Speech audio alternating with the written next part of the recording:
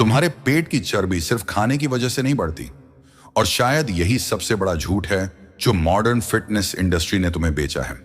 तुम कैलोरीज गिनते रहे, डाइट प्लान्स फॉलो करते रहे, कार्डियो करते रहे, लेकिन फिर भी बेली फैट वहीं का वहीं रहा। क्यों? क्योंकि शरीर सिर्फ कैलोरीज से ऑपरेट नहीं करता, शरीर सिग्नल से ऑपरेट करता है। हर सेल, हर ग्लैंड, हर हार्मोन एक सिग्नल नेटवर्क का हिस्सा है। और जब यह नेटवर्क इम्बैलेंस में चला जाता है तब शरीर फैट बर्न नहीं करता, बल्कि फैट को प्रोटेक्ट करना शुरू कर देता है, विशेषकर पेट की चर्बी। एंशिएंट योगिक सिस्टम्स इस बात को हजारों साल पहले समझ चुके थे।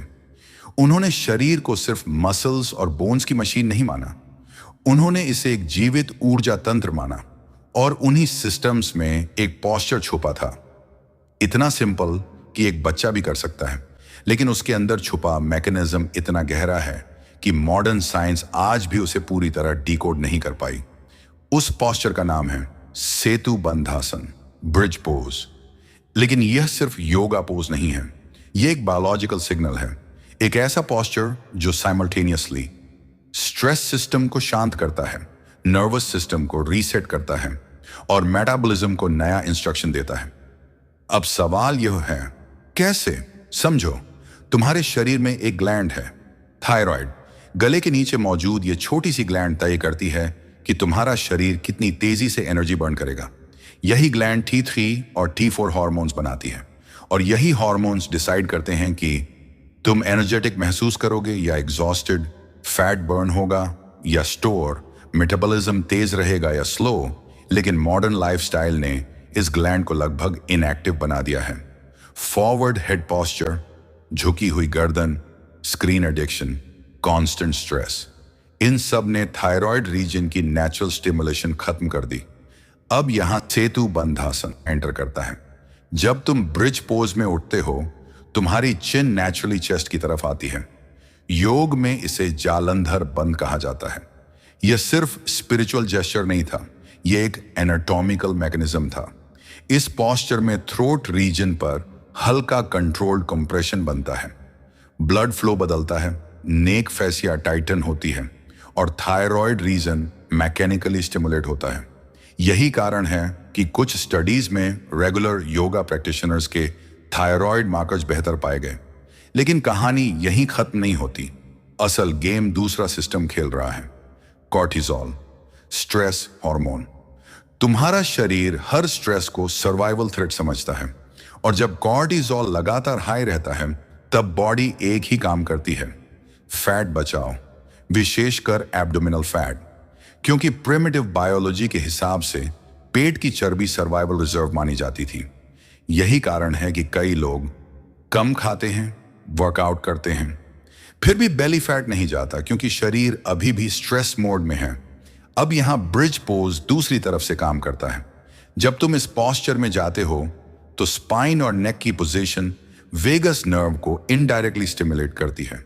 वेगस नर्व तुम्हारे पैरासिम्पैथेटिक नर्वस सिस्टम का मुख्य रास्ता, यानी वही सिस्टम जो शरीर को सिग्नल देता है अब खतरा खत्म, रिलैक्स।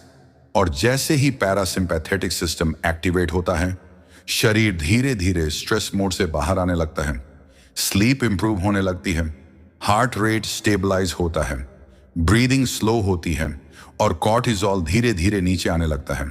अब इमेजिन करो क्या हो रहा है। एक तरफ मेटाबॉलिज्म सपोर्ट सिग्नल, दूसरी तरफ स्ट्रेस रिडक्शन सिग्नल, यानी शरीर पहली बार फैट को पकड़कर रखने के बजाय उसे छोड़ने के लिए तैयार होने लगता है। यही वजह है कि एंशिएंट योगिक सिस्टम्स सिर्फ एक्सरसाइज नहीं थे, वे नर्वस सिस्टम टेक्नोलॉजीज थे। उन्होंने मूवमेंट को मेडिसिन की तरह इस्तेमाल किया। लेकिन सबसे इंटरेस्टिंग बात यह है कि यह पूरा प्रोसेस बेहद सिंपल है।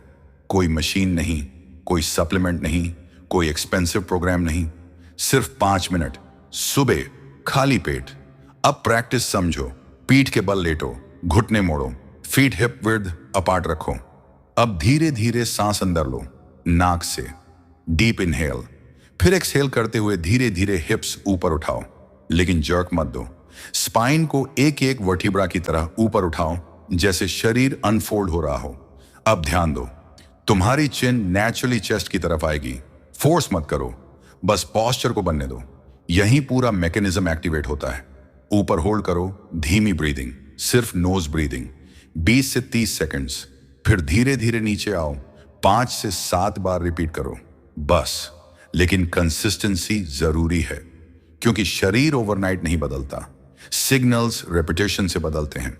पहले कुछ दिनों में स्लीप इंप्रूव हो सकती है, स्ट्रेस रिस्पॉन्स काम हो सकता है, एनर्जी क्रैश कम हो सकते हैं। कुछ हफ्तों बाद पॉस्चर बदलने लगता है, ब्रीदिंग पैटर्न इंप्रूव होता है, वेस्टलाइन सटली शिफ्ट हो सकती है।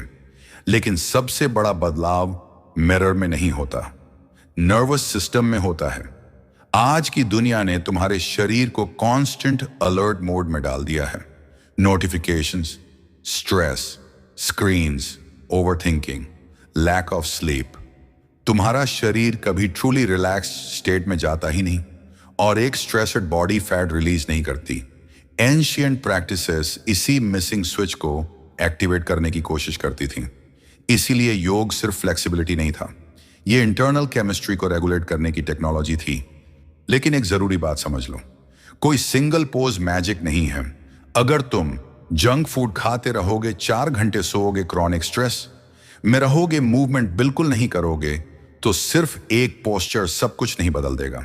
लेकिन अगर सही स्लीप, ब्रीदिंग, सनलाइट, मूवमेंट और नर्वस सिस्टम रेगुलेशन को कंबाइन किया जाए, तो शरीर धीरे धीरे खुद को रिपेयर करना शुरू करता है।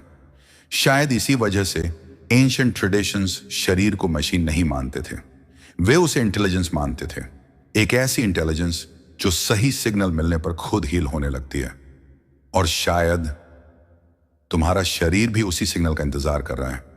अगर तुमने यहां तक वीडियो देखा है, तो अब तुम्हें समझ आ चुका होगा कि शरीर सिर्फ कैलोरी से नहीं, सिग्नल से चलता है।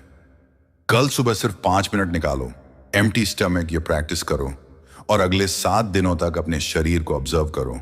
अगर तुम चाहते हो कि मैं ऐसी और हिडन बायोलॉजिकल प्रैक्टिसेस, एंशिएंट योगिक मैकेनिज्म्स और नर्वस सिस्टम सीक्रेट्स पर डीप वीडियोस बनाऊं, तो वीडियो को लाइक करो, चैनल को सब्सक्राइब करो और कमेंट्स में लिखो रीसेट, ताकि मुझे पता चले कि तुम इस जर्नी का हिस्सा हो। क्योंकि जो नॉलेज हजारों साल छुपी रही, उसे अब फिर से डिकोड करने का समय आ गया है।